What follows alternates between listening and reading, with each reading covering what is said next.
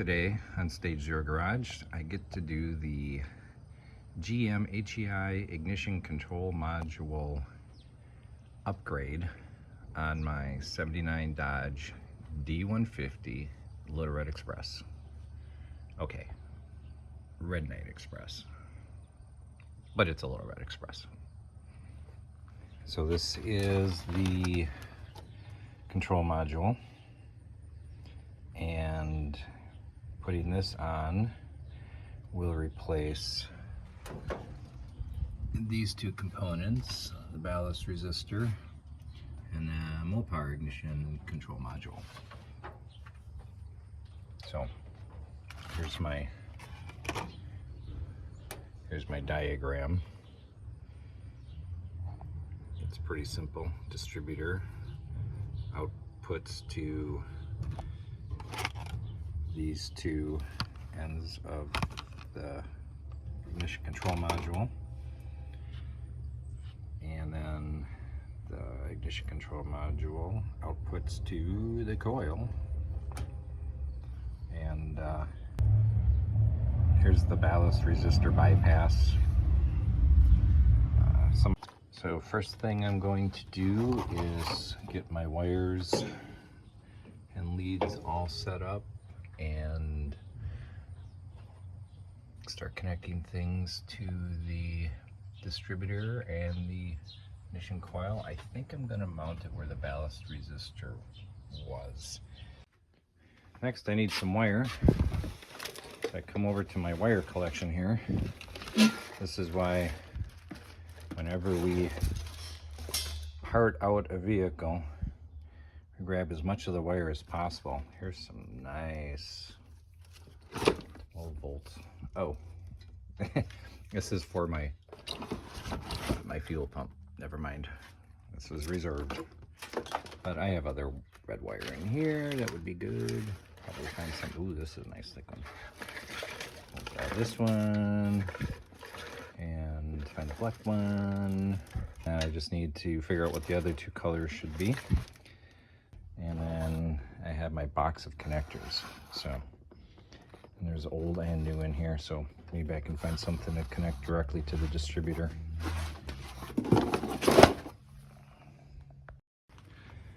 I realize since that ignition system is definitely going into the maroon truck, that I'm going to grab the connector off of this. So to recap, I have these two wires here, W and G. These go to the distributor. Now I have I don't have the correct color, but one of these is solid and one of these is striped, and so I matched that up. So I grabbed this pigtail off of my maroon truck, and I made sure that the solid wire goes to the solid blue and the black and white or gray striped wire goes to the blue with red stripe. So and then for the I forgot what these two are, the B and C down there. B being battery, that's the red one, and the black, that's the goes to the negative terminal of the coil. So both of those go to the coil, which is my MSD Blaster 2. And there's this is the original coil negative. I'll probably take that off. And then this is the black wire coming into the negative, and the wire that goes to the tach. And then down there's the red one. It goes to the positive, and also the battery power goes to this one. So the 12 volts actually comes into the coil. It's just the original wiring that was already there, so I just connected them there instead of over at the module. And then one other thing was, I initially thought that I had to ground this because this goes to the back. There's a backing plate here, so if you actually mount it to a metal surface, it's grounded. I grounded this to here, but I actually didn't realize how conductive aluminum is, and this, I just left it, but yeah, it turns out I had an initial issue with it it just stopped on me, but these little tabs that are on the bottom, or the little nubs, it was actually keeping it out a little bit from making contact with this. So once I cleaned those up or sanded them down and then made sure it made full contact with this, then it was totally fine. And I checked continuity and I checked this ground, and it actually is grounded really good. So I probably could remove this, but I'm just going to leave it for now. And oh yeah, also these are the connections for the ballast resistor. So you've got the two pink wires, and they are tied in with the one of the red ones here. And this other one, the green one and the red one, you don't need to tie that in. So let's start it up and let's see if I have those connectors to the distributor on right the first time.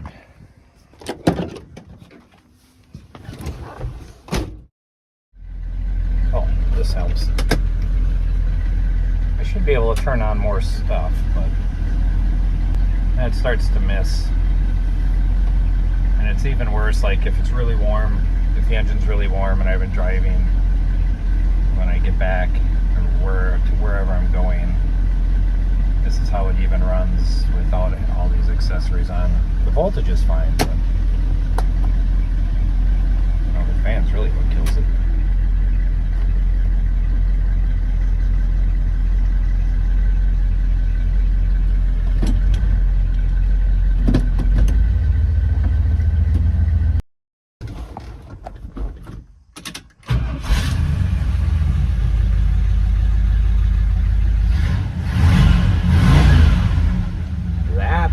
Be a success.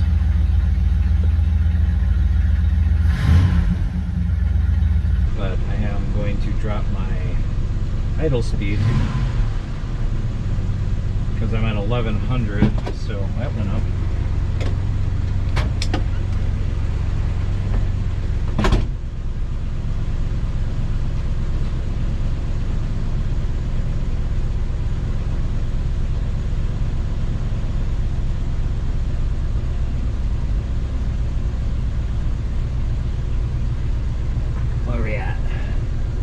Can you tell me when it gets to 800?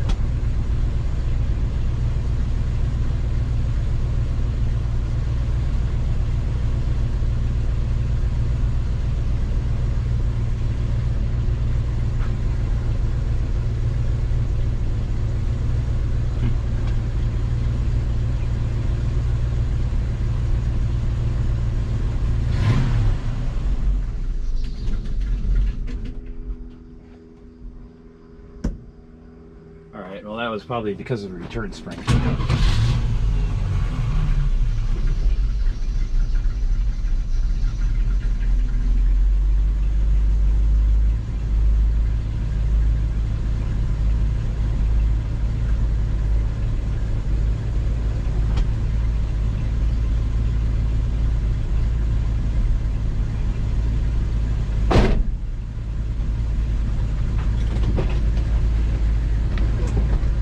It at like 900 for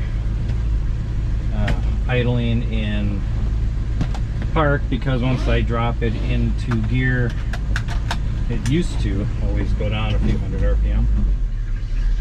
Yeah, so now we're at 700. I don't like that. That's just too low.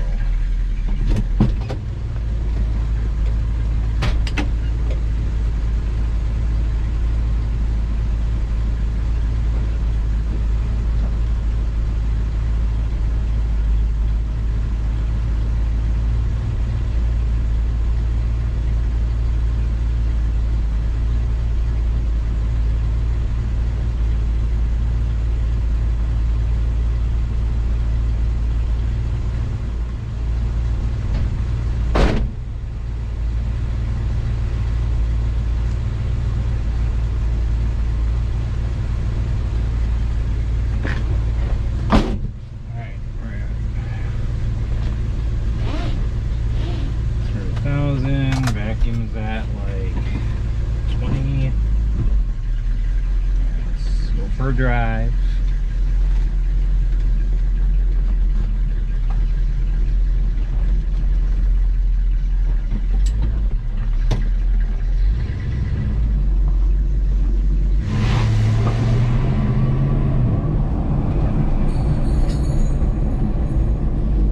That was my wrench.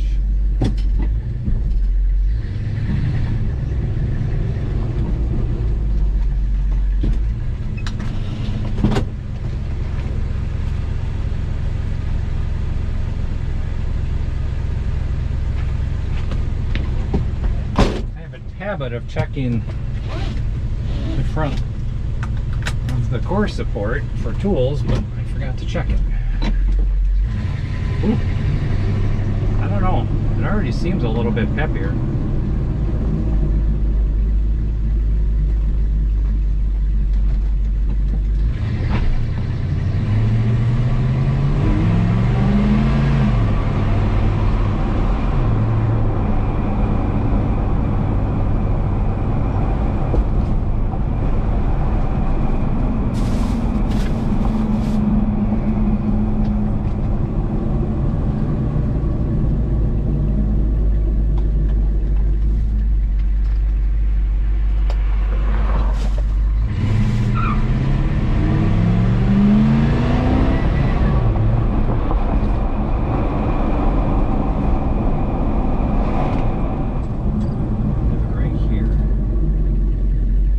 One thing that happens a lot, if I stomp on it, it hesitates or bucks. We'll see what happens now. We're talking like from a dead stop, not loading it up, not putting, you know, foot on the brake and a little on the accelerator, but let's just stomp on her.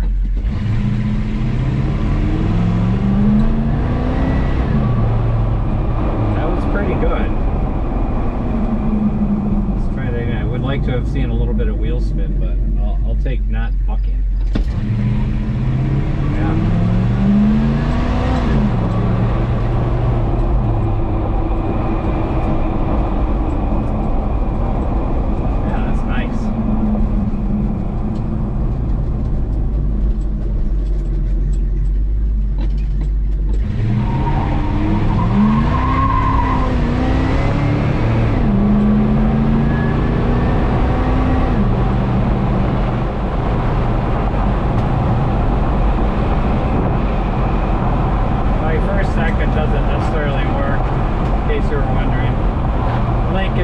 Down there, so I have to put it into almost first to get it into second, but I don't like doing that because what if it decides to go into first? Because if you really slam it down hard, then it goes into first.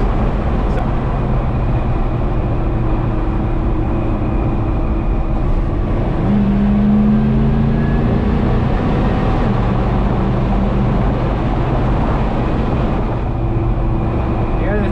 just do recently was I put high octane in. I've been putting 87 octane in just because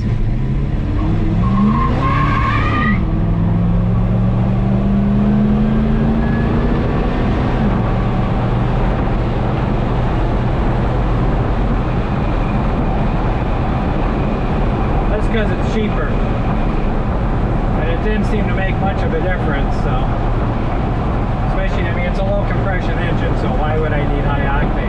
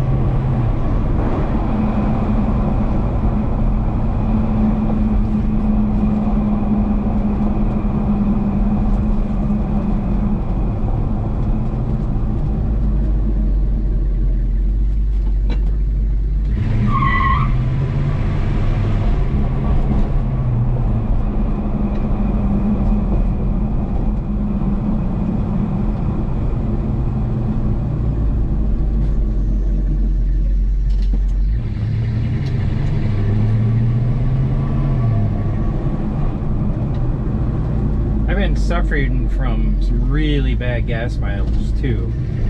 And so yeah, I'm gonna fill this up and I'm gonna see if that made a difference, because that would be amazing. And I think part of it was I probably had a bad Mopar box. Oh my god. I get back. She's idling nice and smooth. Let's turn everything on. Oh yeah. Wow. She's even holding at 13 volts. Before, when I turned everything on, it would just all drop down.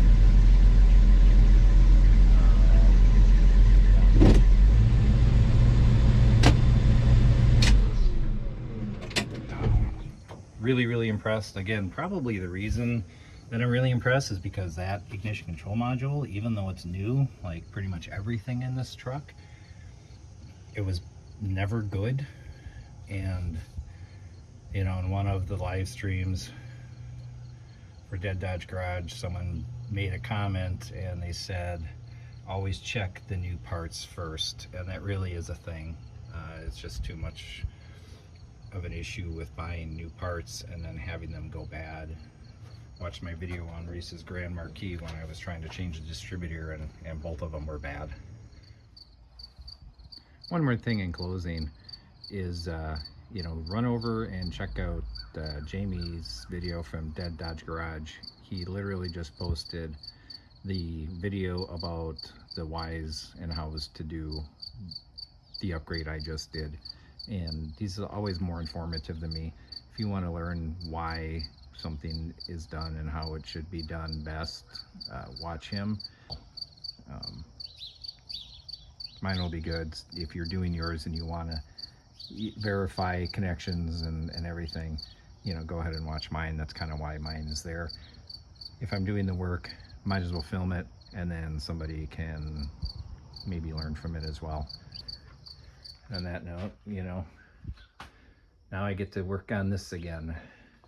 If you like Buick Riatas, hit that subscribe so that you can keep up to date with what's going on with this thing.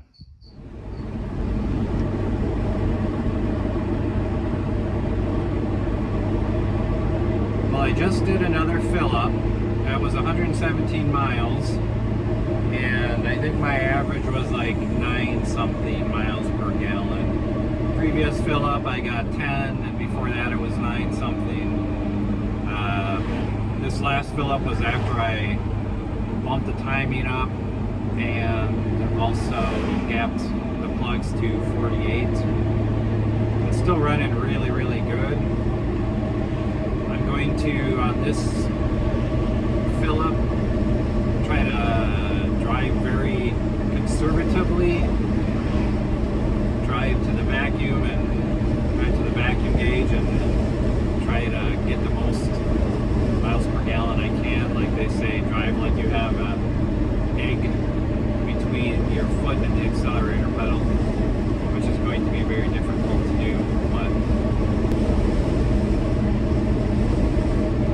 so that should pretty much cover it. I don't think, maybe I'll throw in the comments if I am able to get any better gas mileage, but I think I've got enough for this video, and I'm just going to leave this one at that.